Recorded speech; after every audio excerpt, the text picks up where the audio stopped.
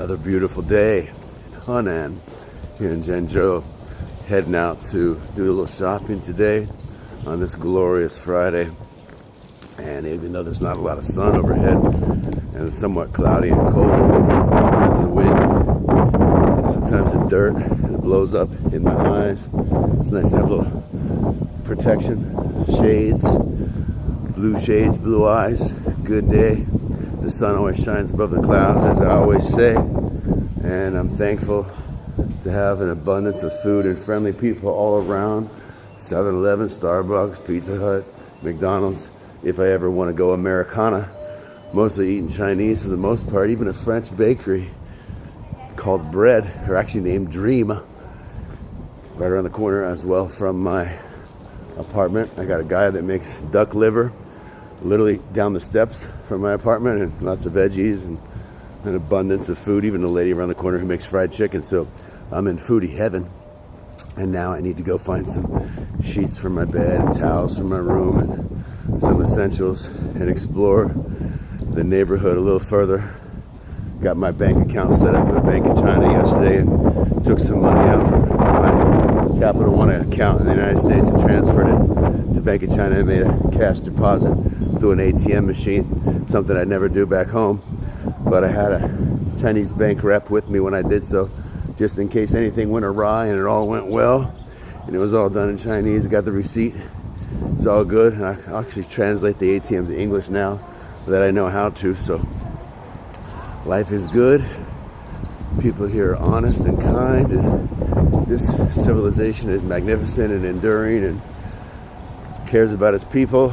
The way the streets are designed and the sidewalks and the urban planning, it's obvious that they care about the poor, those who walk and bicycle and take motorbikes, as well as those who have cars. They care about the down and out and the up and out and everyone in between. And that's a beautiful thing, because some cultures and urban planners and cities and states do not.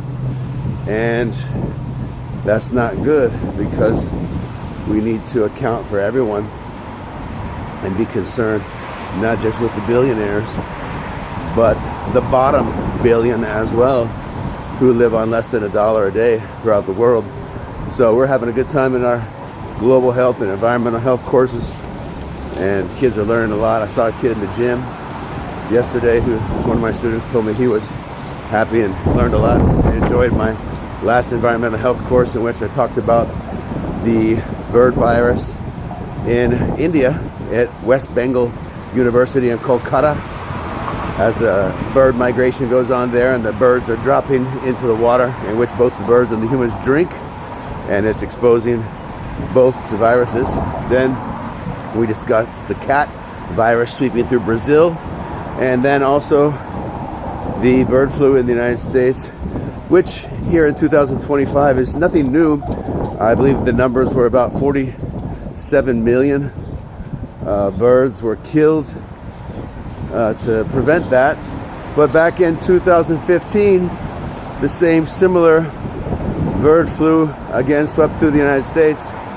And I think the ecosystem, the Shentai Shito, as we call it here in China, is being disregarded. And not surprisingly, when you disregard the environment and you feed birds poor quality food, and you let them live in their own feces in cramped quarters and not run around and see the sunlight or the light of day, and they again live in their own feces, it's not surprising they have bacteria and pathogens and different viral bacterial outbreaks that pollute the food chain, the ecosystem, and even thereafter are getting into cows, because we're feeding our cows in the United States feces, chicken feces, among other foul substances mixed therein. And we wonder what's going on. And maybe that could transmit into humans. Absolutely, because the ecosystem is connected, and the way you treat animals, animal health eventually affects human health, as anybody who has a brain knows, and they don't need a master's degree, as I have, to understand that. Just a little common sense. So the United States is into deregulation of the environment, the food system, and at the moment, drugs and health. A lot of this is being deregulated, and people are being laid off from government agencies, but who's going to uphold public health in the midst of all this madness? Consumer buyer, beware and be alert, because if you don't take care of your health and read the ingredients on packages and products and protect yourself and your family, nobody else will. Don't expect the government to do so. And ironically, a lot of kids, as I've taught in Florida and California in the United States, they don't know what's in their food. They don't read ingredients. And there's much to be said and learned when you do read the ingredients on a package of a food product that you're consuming daily.